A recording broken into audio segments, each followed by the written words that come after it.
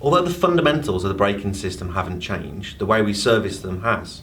New technologies means new materials, and the brake pads themselves have become more technology advanced.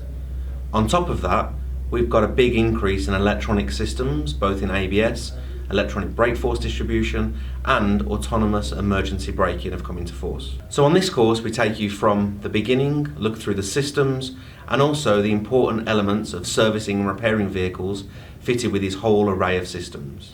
And as an extra, we cover the main differences with hybrid electric brakes compared to brakes on a conventional system.